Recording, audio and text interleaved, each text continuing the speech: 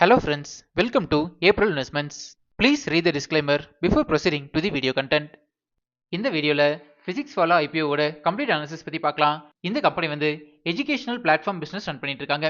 இவங்க ஆஃபர் பண்ற different types of கோர்சஸ்ன்னு பார்க்கும்போது காம்படிட்டிவ் எக்ஸாம்ஸான ஐஐடி, ஜேடபிள்இ, NEET, ESC, GATE, AE, JE, olympiad இந்த மாதிரி கோர்சஸ் ஆஃபர் பண்றாங்க. அண்ட் ஐஏஎஸ்க்கு தேவைப்படுற யூபிஎஸ்சி அண்ட் ஸ்டேட் பிஎஸ்சி கோர்சஸும் ஆஃபர் பண்றாங்க. ஸ்கூல் ப்ரிப்பரேஷனில் பார்த்தீங்கன்னா foundation classes, commerce, arts, curious juniors, science and international போர்ட்ஸும் ஆஃபர் பண்ணுறாங்க. அண்ட் கவர்மெண்ட் எக்ஸாம்ஸுக்கு தேவைப்படுற SSSC, banking, judiciary, teaching, railways, UP exams, JIB, CIB, Bihar exams வாலா, nursing exams, WB exams and defence செக்டாருக்கும் இவங்களோட கோர்சஸ் யூஸ் ஆகிட்டு இருக்கு. யூஜி அண்ட் பிஜி என்ட்ரன்ஸ் எக்ஸாம்ஸான MBA, IPMAT, IIT JAM, CSIR NET, law, CUET, UGC NEET, GMAT, Designed Architecture, CUET PG, NEET PG and Pharmaவும் offer பண்றாங்க. Finance செக்டார்ல பாத்தீங்கன்னா CA, CS and ACCA offer பண்றாங்க. And other டிகிரிஸ்ல பார்க்கும்போது different types of online டிகிரிஸும் offer பண்றாங்க. Financial certification, private banking, job assistance and legal ஸ்கில்ஸும் ஆஃபர் பண்ணிட்டு இருக்காங்க. அண்ட் அப்ராட் போய் படிக்கிறதுக்கு தேவையான IELTS, TOEFL, MBBS abroad and study அப்ராடுக்கும் இவங்க ஆஃபர் பண்ணிட்டு இருக்காங்க. இந்த மாதிரி மல்டிபிள் டைவர்ஸ் அமௌண்ட் ஆஃப் கோர்சஸை இந்த கம்பெனி ஆஃபர் பண்ணிட்டு இருக்காங்க. அண்ட் இவங்க கிட்ட 10 million plus test sample papers and notes இருக்கு. அண்ட் இவங்க கிட்ட ஓவரால் 100 பிளஸ் ஆஃப்லைன் சென்டர்ஸ் இருக்கிறதா சொல்லியிருக்காங்க. அண்ட் இவங்களோட ஆன்லைன் சென்டர்ஸ்ல பாத்தீங்கன்னா 24x7 டவுட் சால்விங் செஷன்ஸ் இருக்கிறதாவும் சொல்லியிருக்காங்க. இது வந்து இந்த கம்பெனிக்கு நான் பாசிட்டிவான அப்டேட்டா நான் பார்க்குறேன்.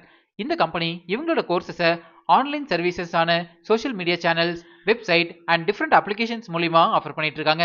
அண்ட் ஆஃப்லைன் சேனல்ஸ்ல இருந்துமே இந்த கம்பெனிக்கு ஈக்குவல் அமௌண்ட் ஆஃப் ரெவன்யூஸ் வந்துட்டு இருக்கு. இது வந்து இந்த கம்பெனிக்கு பாசிட்டிவான அப்டேட்னு புரிஞ்சுக்கலாம். இந்தியாவில் இருக்கிற டாப் 5 எஜுகேஷனல் பிளாட்ஃபார்ம்ஸ் இன்ஸ்டிடியூஷன்ஸ்ல இந்த கம்பெனி ஒன் ஆஃப் தி இன்ஸ்டிடியூஷன்ஸ்னு புரிஞ்சுக்கலாம். இந்தியாவில் மேஜர் சிட்டிஸான கோட்டா, பேர்லி, பாட்னா, நொய்டா, நியூ டெல்லி, கொல்கட்டா, அகமதாபாத், ஜெய்ப்பூர் இந்த மாதிரி 105 சிட்டிஸ்ல இவங்களோட ஆஃப்லைன் சென்டர்ஸை ரன் பண்ணிட்டு இருக்காங்க. அண்ட் இவங்களோட பிளாட்ஃபார்ம்ல பாத்தீங்கன்னா 15 மில்லியன் பிளஸ் ஹாப்பி ஸ்டூடெண்ட்ஸ் இருக்கிறதா சொல்லியிருக்காங்க. அண்ட் 24,000 மார்க் டெஸ்ட் இருக்கிறதாகவும் 14,000 video lectures and 80,000 plus practice papers இருக்கிறதாகவும் சொல்லியிருக்காங்க. இதுல இருந்து இந்த கம்பெனிக்கு இந்த பர்டிகுலர் எஜுகேஷன் பிளாட்ஃபார்ம்ஸ்ல எந்த அளவுக்கு ஸ்ட்ராங்கான எக்ஸ்பீரியன்ஸ் இருக்குதுன்னு புரிஞ்சுக்கலாம். Next business wise revenue generation பத்தி பார்க்கலாம். ஃபினான்ஷியல் இயர் 25ல பார்க்கும்போது ரெவன்யூ ஃப்ரம் ஆபரேஷன்ஸ் ஆன்லைன் சேனல்ல இருந்து 48.64% ஆஃப் ரெவன்யூஸ் வந்துட்டு இருக்கு.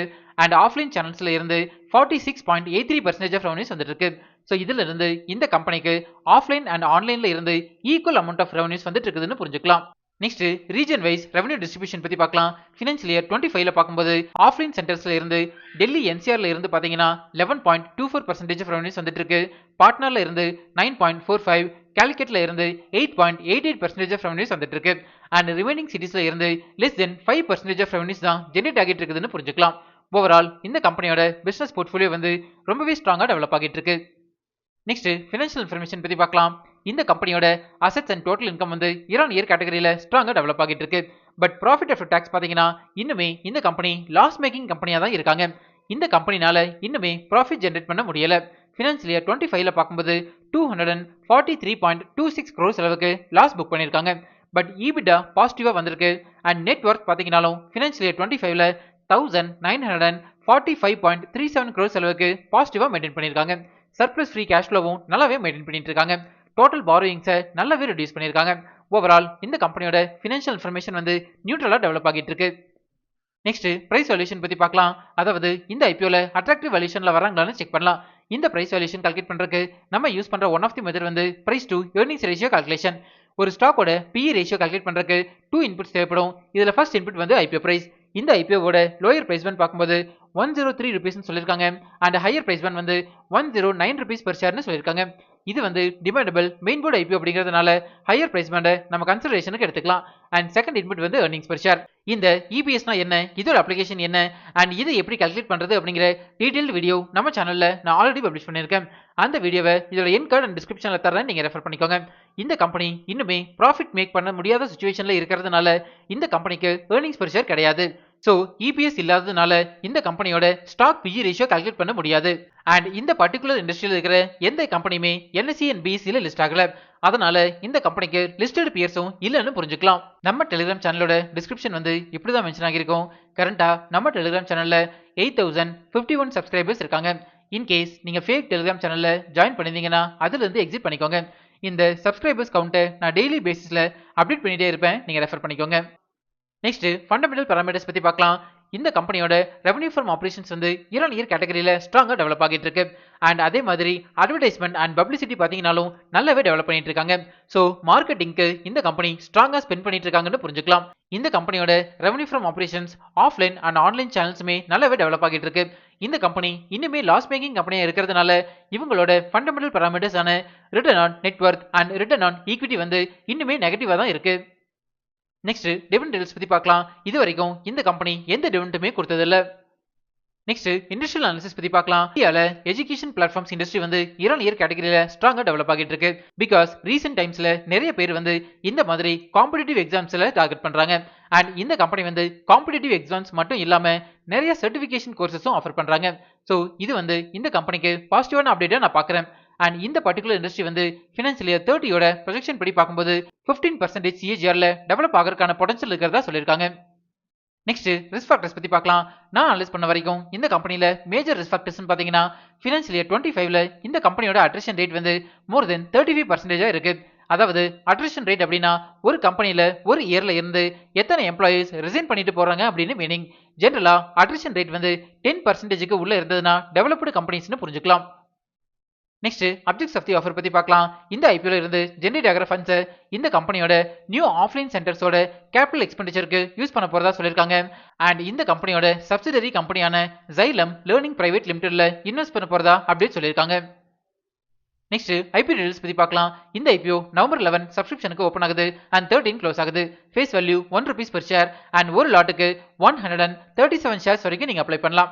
இந்த ஐபிஓட டோட்டல் இஷ்யூ சைஸ் வந்து 3480 crores அண்ட் இதுல 3100 crores அளவுக்கு ஃப்ரெஷ் இஷ்யூ இருக்கிறதா சொல்லியிருக்காங்க.